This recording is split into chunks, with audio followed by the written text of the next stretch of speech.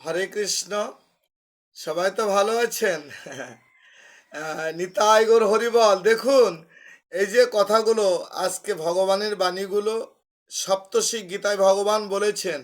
প্রাতকাল থেকে আমি ওই কথাগুলো ভাবনা করছি যে বলবো বলবো বলে। সময় তো খুব কম হয়ে যায়, বলার মতো সময় আমরা পাই না, মানে অকারণে বসে থাকি। কিন্তু ভগবানের কথাগুলো বলবো, এই সময়টাই আমাদের হয় না। দেখুন, আজকে হিংসা চলছে। আমি ফেসবুকে প্রায়ই দেখি, বিভিন্ন ইউটিউবে ছাড়ছেন। ব্রাহ্মণ বৈষ্ণবকে দিতে পারে না, বৈষ্ণব ব্রাহ্মণকে দেখতে পারে না। আবার কেউ কেউ বলেন চ্যাটার্জি মুখার্জি চক্রবর্তী আগে ছিল না, আর্য অনার্য আমলে। আমি বলতে চাই যে পৌরাণিক যেগুলো, সেই সিন্ধু নদের কথাগুলো একবার ভাবুন। এই যে ব্রহ্মবাদ কথাগুলো আগেও ছিল, আজও আছে, পরেও থাকবে। তাহলে কি এইটা আপনি মেনে নেবেন না? হ্যাঁ, এই যে আমাদের ব্রহ্মবাদের কথাগুলো সিন্ধু নদী থেকেই, এই যে আজকে আমরা যে কথাগুলো বলছি, পুরাতন কথা, বহু পুরাতন, নতুন কিছু নয়। তবে বিষয়টা হলো নতুন করে যেটা ভাববেন।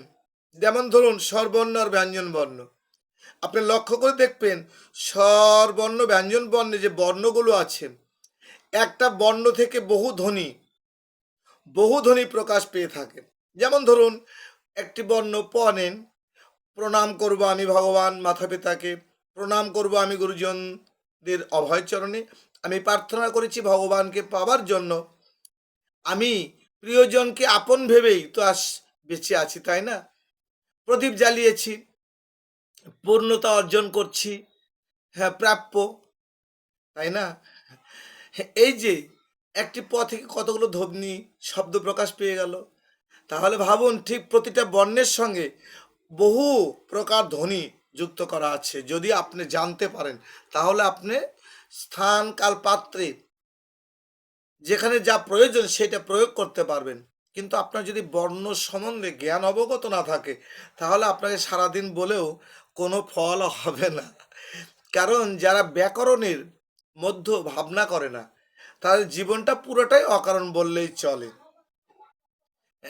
শুধু শিক্ষিত হলে তাকে জ্ঞানী বলা যাবে না, আবার যে অশিক্ষিত বা মূর্খ আছে তাদের জ্ঞান নেই এটাও বলা যাবে না। জ্ঞান ভগবান যার যতটুকু প্রয়োজন দিয়েছেন সেটাই ব্যবহার করছেন। সমজ্ঞানে তো সবাই অধিকারী না। তাহলে এই অফিস আদালত, গৃহে মঠে গ্রামে, এই ছোট বড় বা জ্ঞানী ধেনী বা মহাজন, এগুলো থাকতো না। এগুলা সব এক হয়ে যেত, সবাই ধনী, সবাই জ্ঞানী না। জ্ঞান আছে, কিন্তু সবার জ্ঞান সমান না। আপনি যেটা ভালো জ্ঞানে ভাবছেন সবার জন্য, সেটা আমি নাও ভাবতে পারি, ওইটা আমার বিষয় জানাই নেই, আমি কি করে বলবো? দেখবেন মানুষ, আমি লক্ষ্য করে দেখেছি, বিভিন্ন জায়গায় বসে বিভিন্ন আলোচনা করে, তাদের মধ্যে আমার ভাবনার সঙ্গে মিল হয় না। তাহলে আমি কি ভাববো? যারা, হ্যাঁ, ওদেরও জ্ঞান আছে, ওদের জ্ঞান ওইটুকু একটা পোস্টার ছবি দেখে, বা একটা টিভিতে আপনার সিরিয়াল দেখে, বা একটা নাটক বা বই দেখে তারা ভাবছে আরে কি কষ্ট মার দিল। কিন্তু আমি ভাবছি কি না, এটা অভিনয়। তাহলে ভাবুন, ওদের জ্ঞান আর আমাদের জ্ঞান কি সমান হবে? হবে না। বা আপনাদের জ্ঞানের সঙ্গে আমাদের জ্ঞানের তুলনা, কারণ আপনারা মহান জ্ঞানী। তো যাক, হরে কৃষ্ণ। এইটা নিয়ে আর কি ভাববার আছে, এগুলো থাকবে।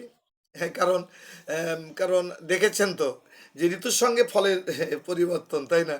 শীতকালে লেপ কাঁথা বের করতে হয়, গরমকালে আমাদের তালের পাখা বা বৈদ্যুতিক যে বিদ্যুতের যে ফ্যানের বাতাসটা আমরা গ্রহণ করি। কিন্তু আদৌ কি সেটা প্রয়োজন আমাদের? তাই ভগবান বলেছেন তোমাদের যা যা প্রয়োজন সেটা তোমাদের বলতে হবে। ভগবান এসে বলে দিবেন, তোমাদের বলতে হবে। আমরা বুঝি, আমরা দেখি শুনি জানি, তো আমি বলবো না, বলবে কে? নিতাই গৌর হরিবল। সবাই ভালো থাকবেন। হরে কৃষ্ণ। কথাটা কেমন হলো সকালে? হরিবল, হরে কৃষ্ণ।